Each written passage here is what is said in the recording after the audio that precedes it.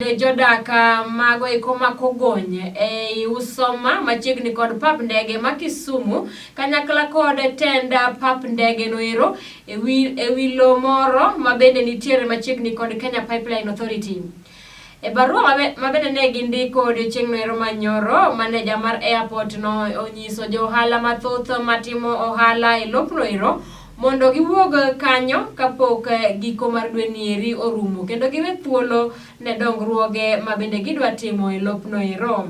Kata kamano johala go eko kanyakla gi jodak ma Kogonyo kono ero to wacho ni lopno en lop margi kendo tend airport mabende koro dwaro mayo gi lopgi.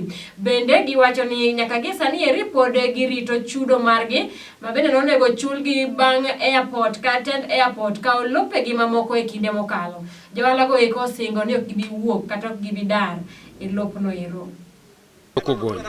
Kes mar Kogonyo osedhi nyime mang'eny, higni mang'eny. To nyose chopo kama koro watieke. Masane onego bed ni compensation ema wayudo. Pesa mar compensation no pod warito nyaka sani. Mapok wayudo. Omiyo onge tich monego dhi nyime e lobni kapok ochul Kogonyo.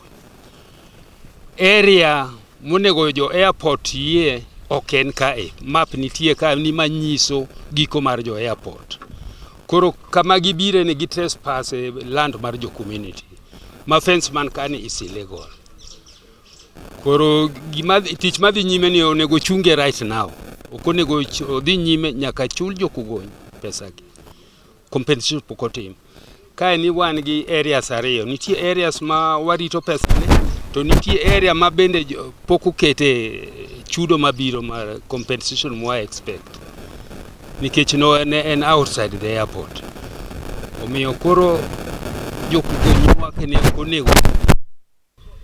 Weche mag lopegi gibiro ga matek ga to kosa donjore to nitie ga jomoko maduogo luorore dhi airport ema kelo tich bedo matek. Nyaka gie sechegi loni pok ochulwa. Lo ka pok ochulwa aparo ni wambe wa jo Kenya kendo wago kura. Kata sani kura biro. Kura mosebiro kwagoyo onego bed ni konyowa koso onego bed ni inyowa.